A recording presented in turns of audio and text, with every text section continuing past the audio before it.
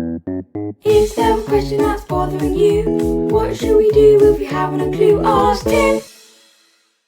If you ever find yourself reading through Psalm 110, then you will come across a peculiar line in verse 4.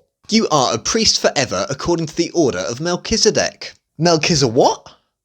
So who is this chap Melchizedek and why does he matter? Well, Melchizedek turns out to be a rather mysterious character who received a passing mention back in Genesis 14. Abraham, then called Abram, had just been involved in a battle with lots of local kings. After coming out on the winning side, he encounters Melchizedek, the king of Salem.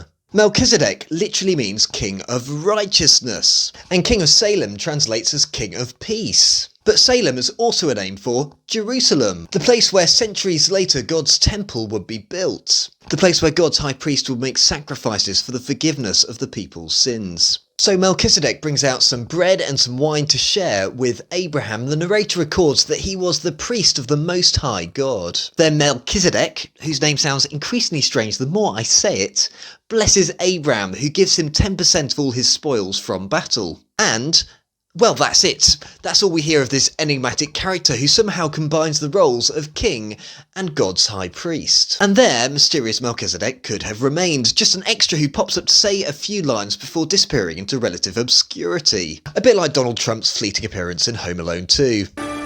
Excuse me, where's the lobby? Down the hall and to the left. Thanks. But he makes something of a comeback. Melchizedek, that is. I'm not willing to comment on Donald Trump.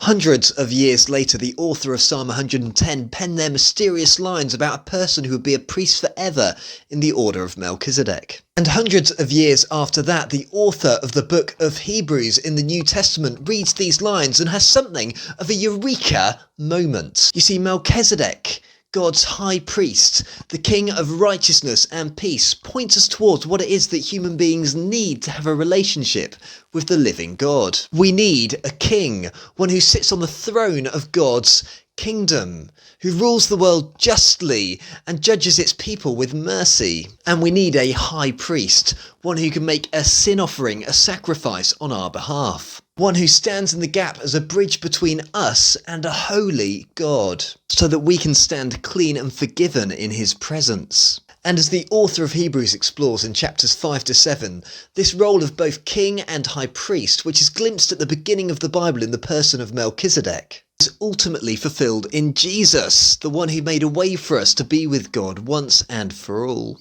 The one who offers us the bread and wine which are to sustain us as God's people. So that is why mysterious Melchizedek matters, because he points us to who Jesus is and just what it is that he has done for us. Is there a question that's bothering you? What should we do if we haven't a clue? Ask Tim!